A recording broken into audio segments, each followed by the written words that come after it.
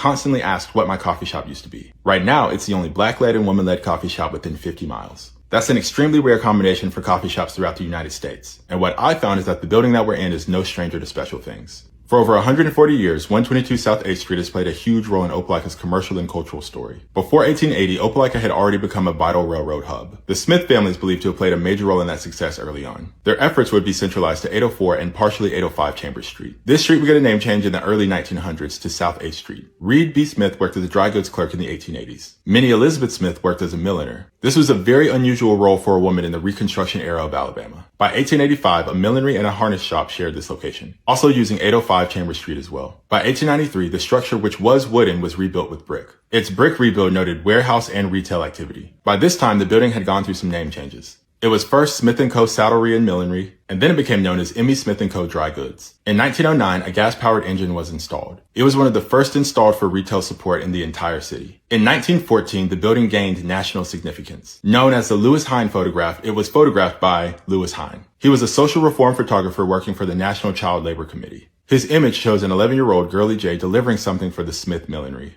The photo was used in national legislation to ban child labor. This building is now forever tied to one of the most important national movements in the entire United States. Both Reed and Minnie continue to operate at this location, with Minnie first working and then leading this operation for over 50 years. This tenure in business was staggering for a woman in the Deep South at the time. In the 1930s, the building became the Alabama National Insurance Company. In the 1940s, it became a dental office for Dr. Bernard Haney. He installed central air conditioning, and it became one of the first medical offices in small-town Alabama to have this. His other modifications included fireproof interior doors and private patient rooms on the second floor. In the 1950s and 60s, it was the Lee Title and Abstract Company. And then it became Capitol Decorators for a short stint into the 1970s and then went vacant. It stayed that way until 1984 when this building became named a contributing structure to both the Railroad Avenue Historic District and the National Register of Historic Places. This designation helped restore the facade, the brick, and the interior of this building. Shortly after, it was then reopened as the Opelika Antique Co-op, one of several key tenants that helped reignite Opelika's downtown. In the 1990s, it housed Martin and Jordan LLP. It later housed the Creative Council Group, and then became the Locale. It then became the building for Tower Loan, and now it's the coffee shop, the place that my wife and I own. From an architectural perspective, it still contains features that are rarely preserved in downtown Alabama.